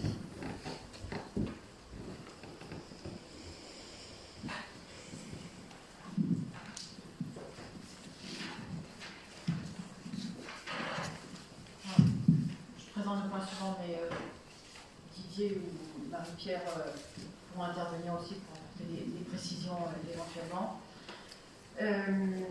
Voilà. Il s'agit de proposer au conseil municipal de voter une subvention exceptionnelle qui sera versée à l'Union commerciale de Châteaulin. Compte tenu du contexte très difficile que vivent les commerçants cette année, en raison de la situation de la crise sanitaire et de l'interdiction qui leur a été faite pour nombreux d'entre eux d'ouvrir leur magasin, de travailler dans les conditions normales, et bien, à l'occasion de ce deuxième confinement, nous avons fait le point avec les commerçants du centre-ville et nous les avons entendus décrire des situations qui sont compliquées pour eux. Aussi, des situations qui sont également douloureuses, parce que comme ils nous l'indiquent, ils aiment leur métier, et leur métier, c'est avant tout de conseiller leurs clients, d'être au contact, de créer du lien, et pas simplement de vendre, parce que et c'est à cette occasion aussi qu'ils ont évoqué le fait que la possibilité de vendre à distance, le click and collect, comme on le dit, et qui a été mis en place, c'est pas forcément la panacée. En tout cas, pour une commune comme la nôtre, ça n'a pas été la solution pour ces commerçants de travailler durant la période de fermeture. Peut-être que dans certaines grandes villes, le click and collect a pu être positif, en tout cas a été une solution pour certains commerçants. Et il y a une étude nationale, je crois, qui a été rendue, enfin j'en ai entendu parler cette semaine, dans les petites communes ou les communes de taille moyenne, eh bien cette possibilité de travailler n'était pas forcément une solution. Et c'est ce qu'on a pu constater à Châteaulin. Donc, prenant un petit peu de plein fouet tous ces témoignages qui sont compliqués, eh bien, nous avons voulu travailler avec l'ensemble des commerçants du centre-ville pour bien faire en sorte que la période de fin d'année, qui est cruciale pour beaucoup d'entre eux, puisque c'est là que se réalise quand même un chiffre d'affaires important, indispensable pour l'équilibre de l'année, et bien pour que cette période de fin d'année se déroule dans les meilleures conditions, eh bien, nous avons souhaité les accompagner sur un projet de quinzaine commerciale. Parce que comme ils nous l'ont indiqué, par le passé, l'association des commerçants de Châteaulin a eu l'occasion de mettre en place des actions de quinzaine commerciale. Et c'est le type d'action commerciale qui, en général, a un grand succès auprès des consommateurs. Et donc, comme ils ont évoqué spontanément cette solution de quinzaine commerciale, peut-être aussi d'autres solutions, eh bien, nous avons à ce moment-là rapidement souhaité leur proposer un soutien de la ville pour leur permettre de mettre en place cette opération qui va se dérouler dans les prochains jours et qui va durer 2 semaines avant Noël. Donc, compte tenu de la situation, ce ne sont pas les commerçants qui étaient quand même assez démobilisés par la situation de fermeture, d'isolement. Eh bien, ce n'est pas eux qui ont la capacité de monter toute l'opération et notamment de lever les fonds pour permettre la mise en place de cette action commerciale. Eh bien, c'est la raison pour laquelle on a proposé cette subvention importante. Alors, l'idée, c'est 20 000 € en direction des commerçants sur le centre-ville de Châteaulin. Et ça se décline de la manière suivante. Une subvention de la ville de Châteaulin de 10 000 €, et c'est l'objet de la proposition de vote ce soir. Mais également, et ça Marie-Pierre pourra le dire, donc le CCAS, qui est une entité, c'est le centre d'action sociale de la commune. Le CCAS a souhaité aussi participer, et donc s'est réuni hier pour adopter le principe aussi d'une subvention. Par ailleurs, donc de l'ordre d'un peu plus de 5 000 €.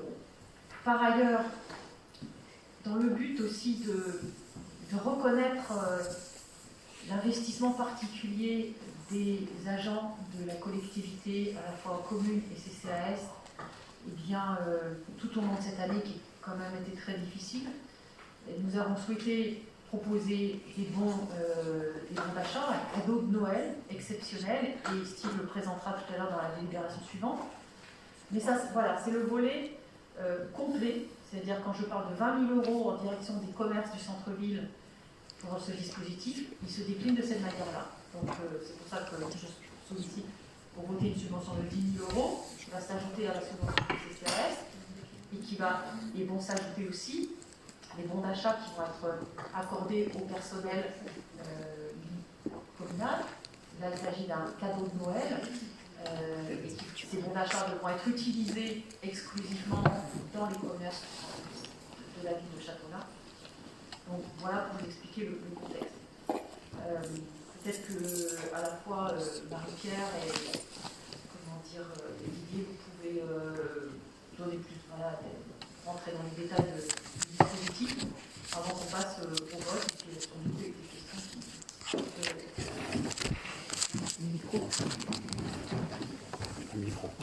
Merci. Oui, bonsoir. Alors cette quinzaine commerciale, elle va s'articuler à partir de lundi, du lundi 7 au dimanche, enfin au samedi 19. Et donc c'est une quinzaine commerciale basique en fin de compte avec des bons d'achat à tirer. Tous les 2 jours, on va faire un tirage dans cette salle avec tous les commerçants. Donc les commerçants, ils vont avoir des tickets pour remettre à leurs clients, et tous les 2 jours, on va faire un tirage ici dans cette salle. Voilà, et donc il y aura des cadeaux en plus. Des cadeaux, donc on a récupéré des cadeaux chez tous les commerçants châteaulinois qui ont participé également à cette quinzaine. Et donc on a monté ça rapidement, parce qu'il fallait quand même être actif par rapport à la campagne de publicité. La campagne de pub va commencer lundi, là, dans toutes les boîtes aux lettres sur les zones de chalandise qui va de Brasparts, Pologonec et tout ça. Il y a plus de 30 ou 40 000 prospectus qui vont être distribués dans les boîtes à lettres avec des bons de participation, donc pour ramener du monde sur Châteaulin. En espérant que ça marche. Bon, de toute façon, on n'a rien fait de plus. Au niveau quinzaine commerciale, c'est ce qui marche le mieux pour créer un flux dans la ville, en fait. Donc tous les commerçants sont participants, les grandes surfaces et tous les commerçants du centre-ville. On en a 65-66.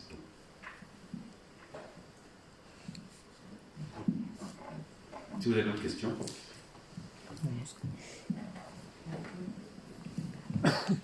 Merci. C'est accepter de verser une subvention de 10 000 € à l'union commerciale de Châteaulin afin de les accompagner. Est-ce que cette proposition, il y a des abstentions? Est-ce qu'il y a des voix contre? Non, c'est pas adopté. Donc, Steve va présenter le volet cadeau de Noël en direction des personnels de la commune. Tout à fait. Donc, comme on l'a vu en commission de mercredi dernier, en commission élargie, donc il est proposé d'attribuer un bon d'achat au personnel de la collectivité, de la commune, un bon d'achat de 30 €. Donc tout ça pour soutenir nos commerçants. Donc ça a été... j'indique que les crédits nécessaires sont inscrits au budget. Et donc voilà, donc ça sera un bon d'achat totalisant 30 €, et ce sera 6 bons d'achat de 5 €, de façon à ce que les agents puissent dépenser leur bon d'achat dans tous les commerces, dans différents commerces. Donc, si vous avez des questions? Ça a déjà été vu mercredi. C'était vu mercredi, voilà. Si vous êtes d'accord, je vous propose de délibérer. Marie-Pierre va rajouter quelque chose. Oui, je voudrais rajouter qu'au titre que pour le CCAS, il a été aussi prévu de rajouter une somme au titre des solidarités et pour donc les agents du CCAS de la même manière de verser dans la même proportion les bons d'achat aux employés du CCAS pour qu'ils puissent eux aussi profiter et bénéficier donc de cette aide et de ce cadeau exceptionnel au titre de la fin de l'année 2020.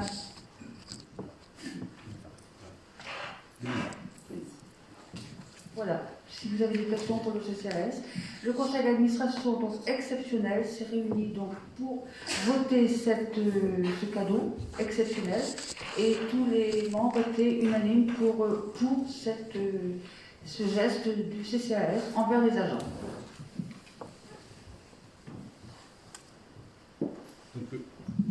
Donc je vous propose de délibérer. Donc qui est contre? Qui s'abstient? Merci. Par conséquent, on a des décisions modificatives au budget qui doivent être prises, notamment sur ce point, bien sûr. Donc la décision modificative numéro 2 du budget principal. Donc deux axes, on va d'abord prendre la section de fonctionnement. En dépenses de fonctionnement, nous avons besoin de trésorerie de 85 500 €. Vous avez la liste dans vos documents. Le compte, on va prendre le compte 60 631, 2 fois 1000 €. Ce sont des fournitures supplémentaires, notamment pour les toilettes publiques, les gymnases. Le compte 6633, des compléments de fourniture de voirie. Le compte 6064, 1500 €. Stéphane Legal, le nouveau directeur des services techniques, a souhaité rapidement mise à jour des registres de sécurité. Donc, une somme supplémentaire qui a été mise. Le 6067, les compléments de fourniture scolaire, 1500 €. Le 615, 221, un complément à l'entretien de bâtiments publics, 1500 € également. On récupère 12 000 € de non-dépenses, 1 000 € en imprimé et catalogue, et 11 000 € essentiellement sur la culture. Ce sont des activités reportées ou carrément annulées. Le compte 65 747, 10 000 € en subvention exceptionnelle, qui s'équilibre donc sur les dépenses imprévues. Gaël vient d'en parler au point 6. Il s'agit de la subvention exceptionnelle. Le compte 65-41, on retrouve là les 42 000 € de la créance du moulin de droit. Donc, on a de 85 500 €. En face, pour équilibrer les comptes, on a besoin de la même somme.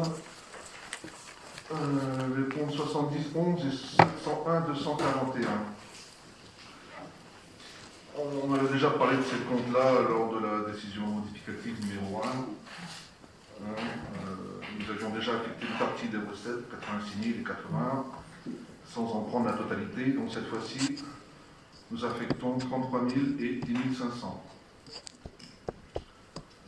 Et en reprise sur provision, pour risque, on retrouve les 42 000 € de recettes provisionnées pour le moulin de droit.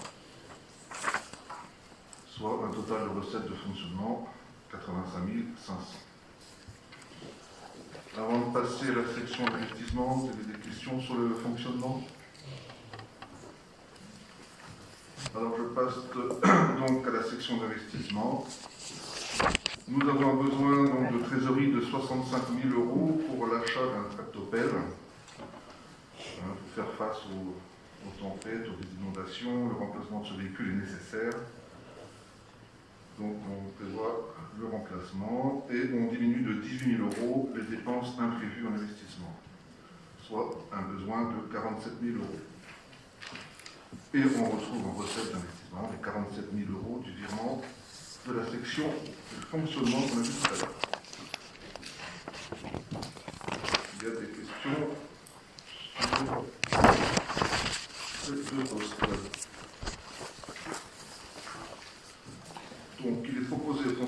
municipal d'adopter la décision modificative numéro 2 du budget principal. Est-ce qu'il y a des voix contre? Des abstentions? Une. Les votes sont pour, je vous remercie. Et comme il s'agit d'une décision modificative du budget principal, Benjamin va passer voir chacun d'entre vous pour les signatures.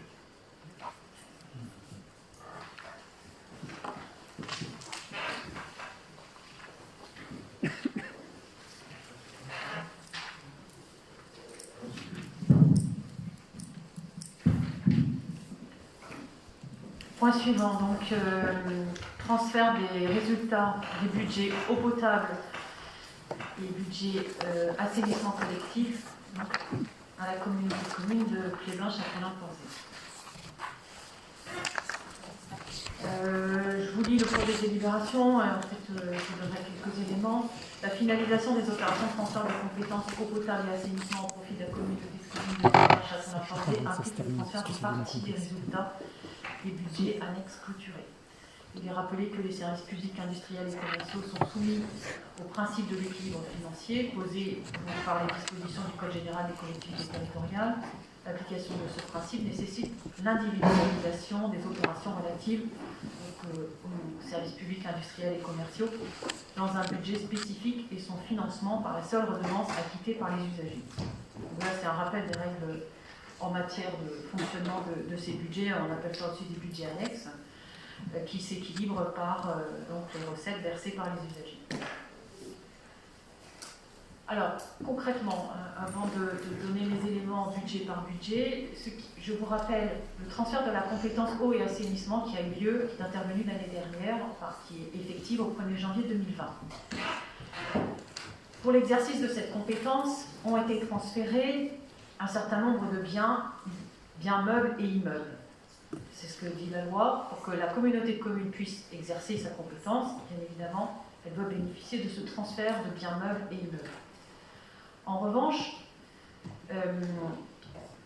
dans différentes décisions, à la fois en Conseil d'État et dans des réponses ministérielles, il a été indiqué que les résultats des comptes administratifs de ces budgets n'étaient pas considérés comme des biens transférables ou transférés. En tout cas, il n'est pas possible d'envisager un transfert automatique de ces résultats des comptes administratifs, donc des budgets eau et assainissement. Donc concrètement, et c'est le choix qui a été opéré par la communauté de communes, les communes gardent leurs résultats pour chacun des budgets. Que ce soit des résultats positifs ou des résultats négatifs. En ce qui concerne la commune de Châtelain, il s'agit de résultats positifs. Simplement, la commune de Châtelain ne va pas garder l'intégralité de ces résultats, parce que déjà, nous nous sommes mis d'accord pour le versement au profit de la communauté de communes d'une participation de l'élaboration d'un fonds de roulement. Quand la communauté de communes a démarré en 2020, cette année, elle est partie avec un budget zéro. Or, les emprunts ayant été transférés avec les biens, les réseaux, etc., les emprunts sont pris en charge par la communauté de communes, il faut être en capacité d'y faire face, et c'est pour ça qu'on a défini un besoin en fonds de roulement. Et chaque commune participe à ce besoin en fonds de roulement. Alors, vous ne voyez pas tous ces mécanismes, parce que là, la délibération aujourd'hui, c'est simplement le résultat final, puisque la commune de Châtelain l'a gardé, et ce qui doit être reversé à la communauté de communes. Mais c'est ça, en fait, là, je reprends la délibération adoptée le mois dernier par la communauté de communes, puisqu'il doit y avoir un vote de chacune des communes. Mais le mécanisme, c'est ça. Nous avons des résultats dans les comptes administratifs, arrêtés au 31 décembre 2019, mais on ne va pas garder la totalité. Il va falloir verser ce fonds de roulement qui a été calculé au prorata du nombre d'habitants. Il y a également des opérations qui étaient inscrites en budget, sur nos budgets, ce qu'on appelait des restes à réaliser. C'est-à-dire qu'il y avait des opérations, des travaux qui avaient été prévus sur le budget 2019, qui n'ont pas été réalisés, faute de temps, mais c'est assez classique qu'on ait des restes à réaliser. Donc ces travaux vont en fait être réalisés par la communauté de communes. Et je pense notamment à une canalisation là, au niveau de l'usine du Lot, acheminer l'eau potable de l'usine du Lot. Ces travaux vont être faits sous maîtrise d'ouvrage de la communauté de communes. Et comme c'était des restes à réaliser, qui apparaissaient dans nos comptes, dans nos budgets, eh bien, ces sommes-là, elles sont déduites aussi de nos résultats. Voilà pour le mécanisme. C'est-à-dire le principe, chaque commune garde, certaines communes gardent des résultats qui sont négatifs et devront, à partir de leurs budgets principaux, devront supporter ce déficit. Pour ce qui est de la communauté, pour la commune de Châteaulin, il nous restera certaines sommes. Donc, voilà le principe qui a été adopté par la communauté de communes et qui est reconnu par à la fois le Conseil d'État et des réponses ministérielles. Voilà. Ceci étant, peut-être que dans l'avenir, compte tenu de travaux qui seront à mettre en œuvre par la communauté de communes, eh bien peut-être que la communauté de communes, pour l'instant il n'y a pas de décision, pourrait être amenée un jour à demander une participation commune. Les choses sont à voir parce que l'analyse qui a été faite, elle a été faite sans, si vous voulez, appréciation de l'état du patrimoine de l'ensemble des 17 communes. Voilà. Je vous indique juste les principes. Donc là, ça vous donne une délibération qui est assez technique, mais voilà, pour monsieur Legros qui circule dans les travées pourrait éventuellement apporter plus de précision. Je pense que ce que j'ai indiqué, c'est conforme à la situation, mais après, s'il y avait des questions particulières, je me ferai peut-être aider par monsieur Legros. Donc les résultats de clôture du budget eau potable au 31 décembre 2019 sont les suivants. Résultat de fonctionnement 287 415 € 10 centimes. Résultat d'investissement 151 746,32 €. Les montants transférés à la communauté de communes de Plévin-Châteaulin-Porzay ont été arrêtés en ce qui concerne le fonctionnement. Donc c'est un mandat qui sera émis par la communauté de communes à hauteur de 9 404,39 €. Pour des investissements, en transfert en investissement, 151 746,32 €. Voilà la différence restant à la ville de Châteaulin. Le budget eau assainissement, le budget eau n'existe plus, donc ce sont des sommes qui apparaîtront sur le budget principal de la commune. Pour ce qui est de l'assainissement, donc les résultats de clôture du budget assainissement collectif au 31 décembre 2019 sont les suivants. Résultat de fonctionnement 22 335,42 €. Résultat d'investissement 119 104,21 €. Les montants transférés à la communauté de communes de Plévin-Châteaulin-Porzay ont été arrêtés à transfert en fonctionnement 2 218,15 €, transfert en investissement 18 245,00 €. Je ne sais pas si vous avez des questions là-dessus. Non. Je soumets au vote. Est-ce qu'il y a des voix contre? Est-ce qu'il y a des oui, une voix contre. Est-ce qu'il y a des abstentions? Je n'en vois pas. Donc le reste est adopté. Point suivant, Jean-Christophe, là ça concerne les budgets.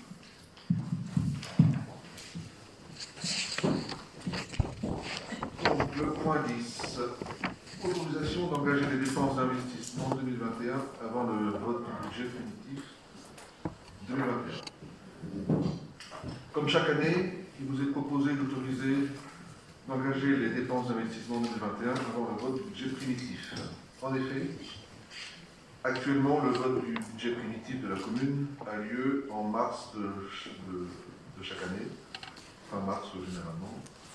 Or, il peut s'avérer donc nécessaire d'engager les dépenses avant cette date. Il s'agit notamment d'éviter de bloquer les services qui continuent eux de travailler. L'exécutif de la collectivité territoriale peut, sur autorisation de l'organe délibérant, engager, liquider et mandater les dépenses d'investissement dans la limite du quart des crédits ouverts au budget de l'exercice précédent. Cette possibilité offerte par la réglementation concerne les 11 opérations listées dans le document. Vous avez le montant total voté dans le budget 2020 et à côté le montant engageable en 2021, avant le vote du budget primitif, donc un quart des crédits. Par exemple, sur les feuilles, concernant l'opération numéro 10, maison de santé pluridisciplinaire, on peut engager 225 000 € sur les 900 000 votés. Est-ce qu'il y a des questions sur ce point? Donc, il est proposé au Conseil municipal d'autoriser Madame le maire à engager les dépenses d'investissement avant le vote du budget primitif 2021 dans la limite du quart du budget voté en 2020, conformément au tableau présenté dans la note de synthèse. Est-ce qu'il y a des voix contre? Une voix contre. Des abstentions? Les autres sont pour. Je vous remercie.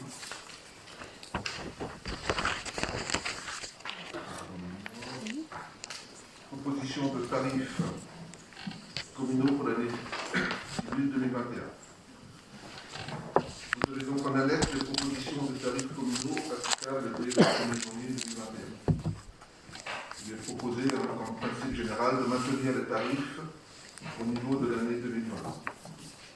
Seules les locations évoluent en fonction d'indices de révision des loyers ou de la construction. La commission des finances, le 19 novembre, a étudié ces propositions. Est-ce que vous avez des questions sur ce sujet? Non. Est-ce qu'il y a des voix contre? Non. Des abstentions? Une. Les autres sont pour. Je vous remercie.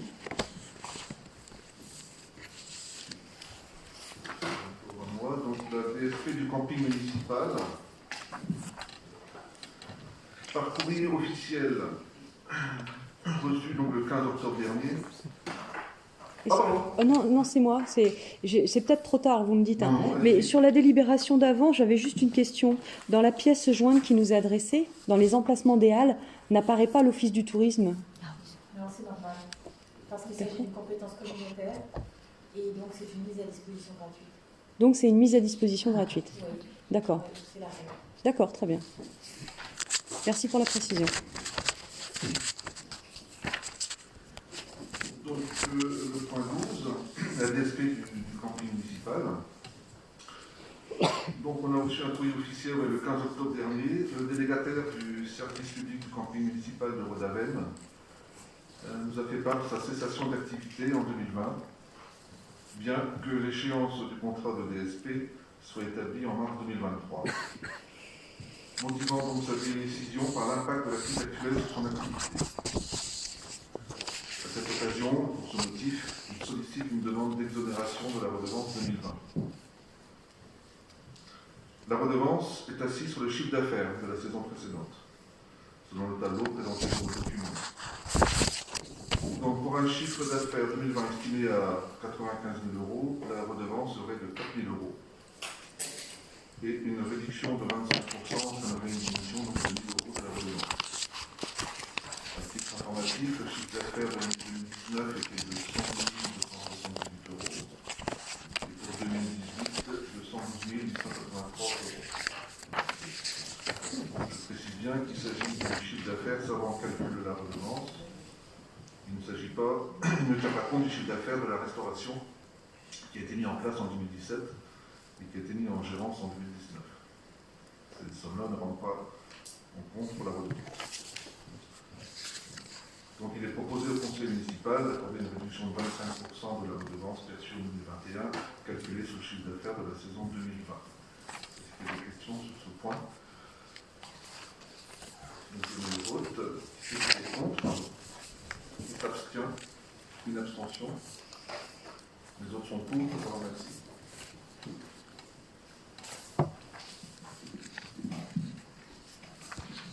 Point suivant, donc les modifications des statuts de la communauté de communes.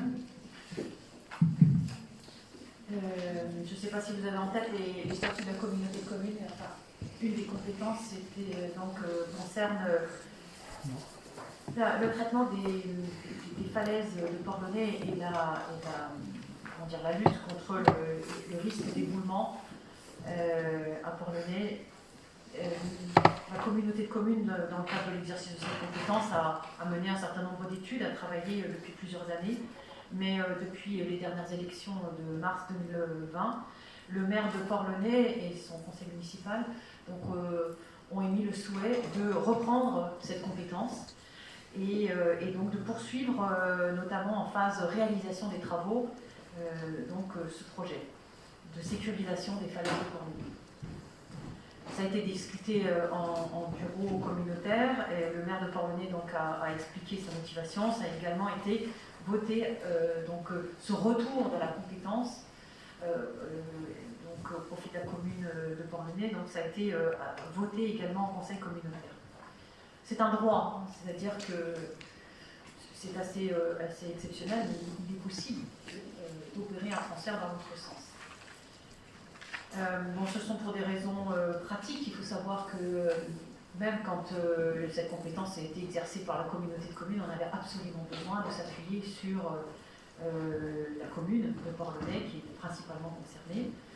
Et il faut aussi savoir que sur ces questions-là, on a aussi des questions de police municipale, de responsabilité en termes de sécurité de la part du maire. Et cette police municipale, de toute façon, ne pouvait pas être transférée. Voilà, donc nous sommes convenus, bien évidemment, de restituer cette compétence à la communauté de communes, à la commune de Port-Louis. Et la commune de Port-Louis va reprendre, c'est-à-dire il y aura un transfert aussi des marchés en cours, notamment avec l'assistant maîtrise d'ouvrage. Également, alors c'est pas mentionné là, mais bien évidemment, on maintiendra un appui technique d'ingénierie de la part des services de la communauté de communes, un soutien auprès de la commune de Port-Louis, du maire et de ses élus. Voilà, je ne sais pas si vous avez des questions sur ce point. S'il n'y en a pas, je passe au vote. Est-ce qu'il y a des voix contre? Est-ce qu'il y a des abstentions? On ne voit pas, donc c'est adopté à l'unanimité.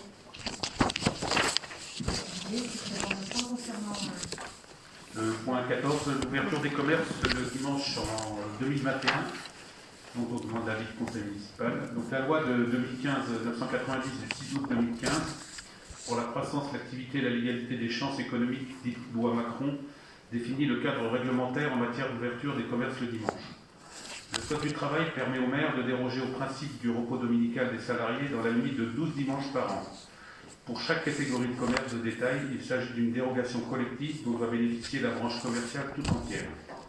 L'avis du conseil municipal est requis au même titre que les organisations syndicales et patronales en amont de la prise de l'arrêté municipal de dérogation par le maire. Donc pour 2021, les concessionnaires automobiles de Châtelain sollicitent une autorisation d'ouverture exceptionnelle dans le cadre de leurs portes ouvertes pour les dimanches suivants.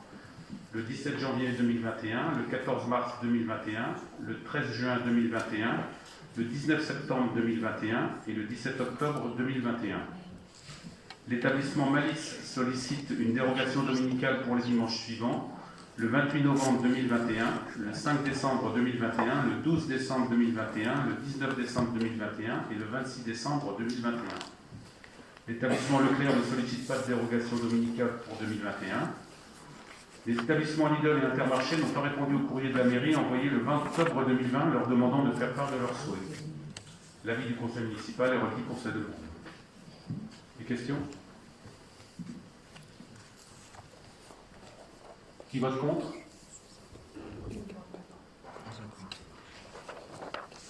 Qui s'abstient?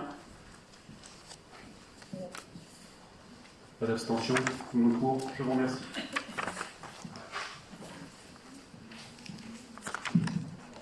Alors, construction de la maison de santé pluridisciplinaire, donc autorisation à solliciter la subvention au titre des crédits régionaux du contrat de partenariat.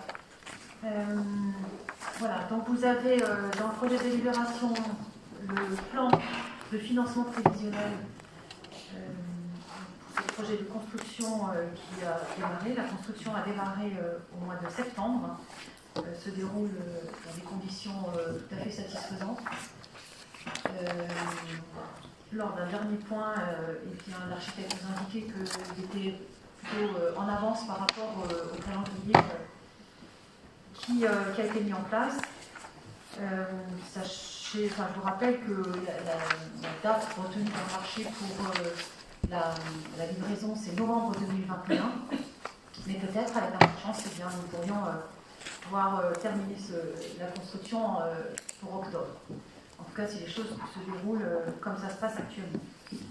À partir de janvier-février, je pense qu'on on entrera dans une phase beaucoup plus visible, puisque s'agissant d'un bâtiment à ossature bois, toute la préparation est en train de se faire en atelier actuellement. Et donc ensuite, les panneaux vont être montés très rapidement et contrairement à une construction traditionnelle des parfums, ça met plus de temps. Là, on verra tout de suite au moins l'enveloppe extérieure de cette future maison de santé pluridisciplinaire. Alors, l'objet de cette délibération aujourd'hui, c'est de m'autoriser à solliciter une dernière subvention. À chaque fois, vous savez qu'il faut présenter un plan de financement prévisionnel et donc il faut une autorisation du conseil municipal à solliciter une subvention. Alors, s'agissant donc des dépenses, vous avez le détail. Donc, pour un projet d'un montant total de 1 571 255 €, eh bien, nous avons la ventilation suivante, les études, un peu plus de 4 000 €, les travaux, la partie la plus importante, 1 345 770 €. Donc ça, c'est le montant au regard des marchés qui ont été passés. Donc les honoraires pour l'ingénierie et l'OPC, 110 355 €. La coordination SPS, 3 280 €. Le contrôle technique, 5 350 €. Et les frais, donc une provision un peu en vue de frais éventuels, donc 15 000 €. Voilà pour le montant total que vous avez.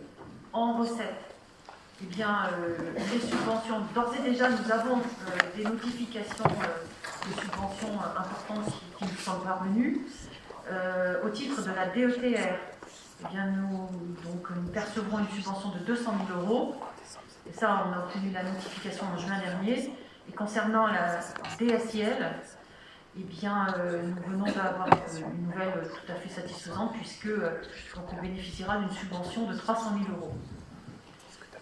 Alors, il reste une dernière subvention que nous pouvons solliciter auprès de la région dans le cadre du contrat de partenariat avec le pays de Brest, donc à hauteur de 100 000 €. Donc c'est le montant classique pour ce type de projet.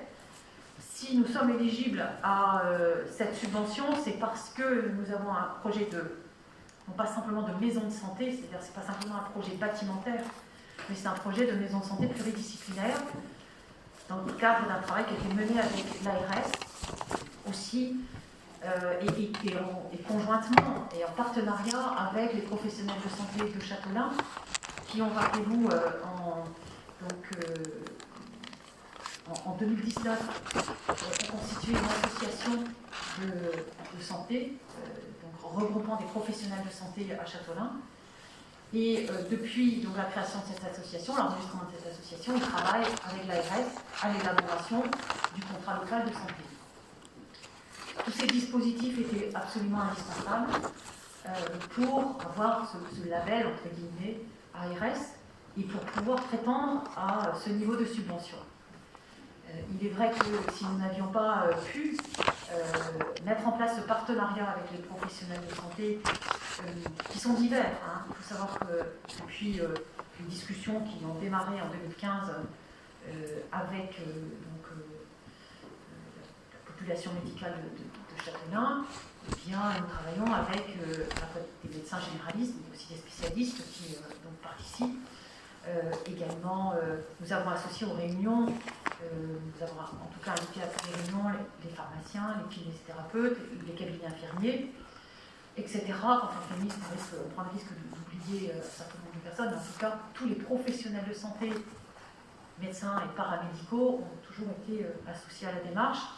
Tous ne sont pas rentrés dans l'association, mais ce n'est pas forcément indispensable.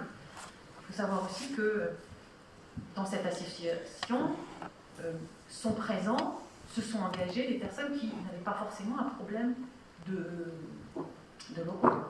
J'ai en tête l'exemple d'un kinésithérapeute qui n'est pas concerné par cette question, puisque cette personne possède ses propres locaux, mais qui voulait que s'impulse une dynamique sur la ville de Châteaulin.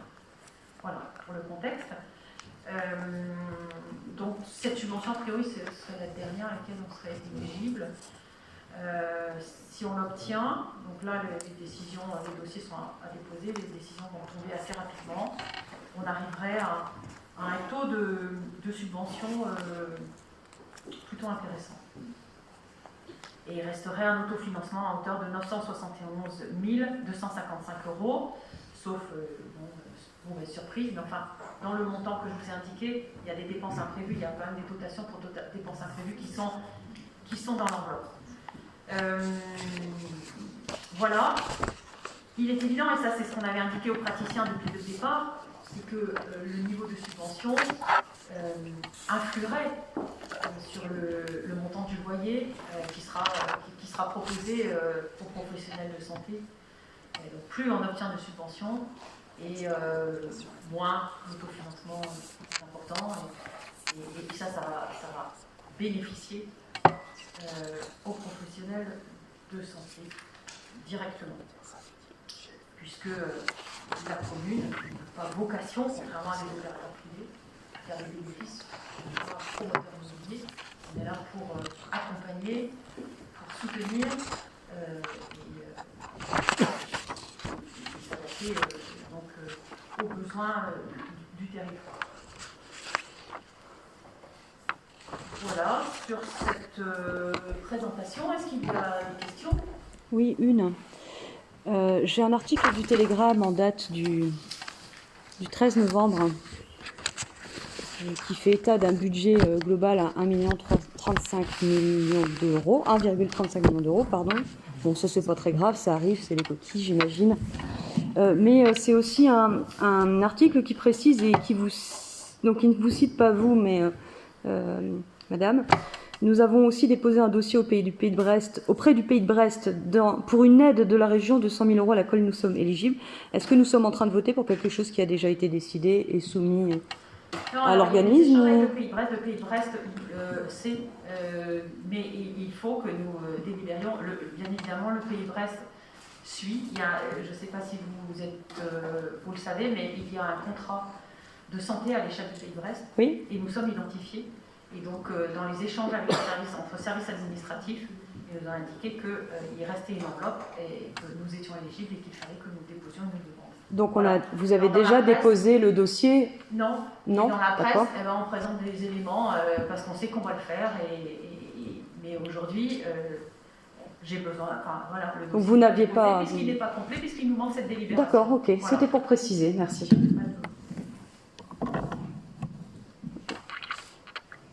Est-ce qu'il y a d'autres questions sur ce point?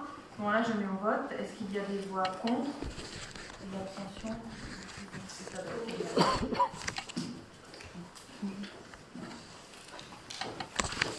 Dernier point, donc c'est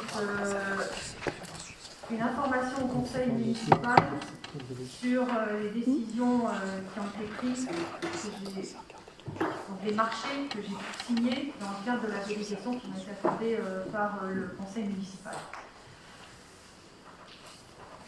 Vous avez donc l'objet des consultations des entreprises. Donc, tout d'abord, pour la création d'un jardin intergénérationnel, un jardin que vous connaissez, qui est à proximité de l'EHPAD de la vallée de l'Aulne. Donc, marché signé le 23 mars 2020, notification le 24 mars 2020, et la société attributaire est la société Bellor Paysage, qui, pour un montant de 234 898, excusez-moi, 234 898,20 € TTC. Les travaux aujourd'hui ont été réalisés, et puis pour ceux qui ont découvert ce jardin, vous avez pu l'apprécier. Fourniture de modules d'exercice pour un parcours senior dans le jardin intergénérationnel. Donc on est sur un marché qui a été notifié le 8 juin 2020, attribué à l'entreprise Géromour, qui est située dans le 46, pour un montant TTC de 18 171,60 €. Fourniture et pose d'une nouvelle main courante au stade Eugène Piriou, également d'un tunnel joueur et d'un portail et de portillon. Donc, un marché en date du 6 février 2020, notification le 11 février 2020, et c'est l'entreprise Jo Simon qui est attributaire, donc située dans le Finistère, pour un montant TTC de 50 832 €. Étude sur l'attractivité du centre-ville. Donc, elle a été notifiée le 24 juillet 2020. Donc, c'est le cabinet Terre Urbaine, un groupement situé dans le 44 pour un montant de 64 860 €. Service d'infogérance et fourniture informatique, un marché du 12 mars 2020 qui a été attribué à l'entreprise Mismo dans le Finistère pour un montant de 108 000 €. Également toujours service d'infogérance et de fourniture informatique, d'autres marchés attribués à cette même entreprise pour un montant de 108 000 € à nouveau. C'est la même chose Non, il y a deux lots. Oui, il y a deux lots, mais qui sont dans le montant est identique. Deux lots dans le montant identique, un lot matériel et un lot de prestation d'assistance utilisateur. Oui, d'accord, je vous remercie. Débroussaillage et élagage des talus, donc marché attribué le 10 février 2020 à l'entreprise Ignal pour un montant de 30 000 €. Nettoyage et entretien des vêtements de travail, donc marché notifié le 6 juillet 2020 à l'entreprise Pressonnette pour un montant de 5 000 €. Les fournitures BRD, donc marché notifié le 6 juillet 2020 à Frambonhomme dans le Finistère pour 20 000 €. Ensuite, mission de contrôleur technique pour la construction d'une maison de santé pluridisciplinaire. Marché attribué le 30 avril 2020, Caliconsult, pour un montant de 6 422,40 €. Ensuite, la maison de santé, donc le lot numéro 1, VRD, marché attribué le 17 août 2020 à l'entreprise Leroux TP et Carrière pour un montant de 248 076,60 €. Lot numéro 2, donc toujours pour cette maison de santé, les grosses œuvres. Donc, marché notifié le 17 août 2020 à l'entreprise SAS Albert Larbor et compagnie pour un montant de 113 448 €. Le lot numéro 3, donc, constitué de la charpente, isolation, étanchéité à l'air, menuiserie extérieure, marché notifié le 24 août 2020 à la SCOP LCA pour un montant de 526 420,98 €. Le marché, toujours maison de santé, mais le lot numéro 4 pour la couverture, donc un marché notifié le 1er septembre 2020 à l'entreprise Moelle Couverture pour un montant de 106 348,98 €. Ensuite, toujours la maison de santé, donc on a plusieurs lots, sur le lot numéro 12, le lot numéro 5, menuiserie intérieure, notifié le 27 août 2020 à Batiroise pour un montant de 76 647,47 €. Lot numéro 6, cloison doublage, attribué à la société Atlantique Bâtiment pour un montant de 155 799,07 €.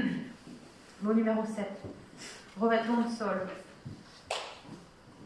Notification en date du 11 août 2020 à la société Sol de Cornouailles pour un montant de 72 203,76 €. Ensuite, le lot numéro 8 pour les faux plafonds, donc attribué à la société Guillimin pour un montant de 34 854,60 €.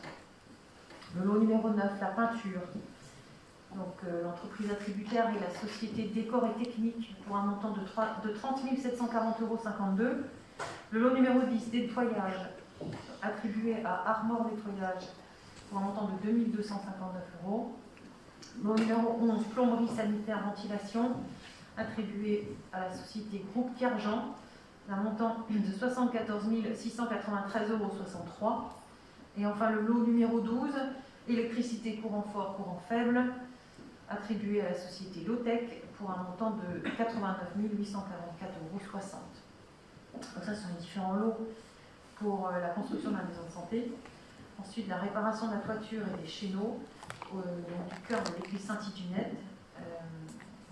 C'est l'entreprise Guillaumard qui a obtenu le marché pour un montant de 93 053,02 €. Ensuite, la fourniture d'un camion Moviben neuf, marché du 2 juillet 2020, donc attribué à la société Kertruck. C'est son nom truck. 73 500. Fourniture d'un fourgon, utilitaire d'occasion pour le service restauration, attribué à Arpoulet Utilitaire, donc société Ségart, pour 17 647,76 €. Ensuite, au service des télécommunications, nous avons deux lots. Le lot numéro 1, attribué à SFR pour un montant de 160 000 €. Le lot numéro 2, attribué à Orange pour un montant de 48 000 €. Et enfin, la fourniture d'une tractopelle. Donc c'est l'entreprise CASE ou CASE. CASE, c'est pas spécialisé. 73 920. 73 920. Voilà, est-ce qu'il y a des questions? Pas de questions. De toute façon, les services peuvent répondre à ces questions antérieures. Voilà, c'est une présentation, c'est une information, il n'y a pas de vote là-dessus. J'ai posé les questions à la conclusion. Je vous remercie. Bonne soirée. La date du prochain conseil n'est pas encore fixée, mais je vais regarder ça dans les prochains jours et je m'engage à vous transmettre le plus tôt possible. Merci.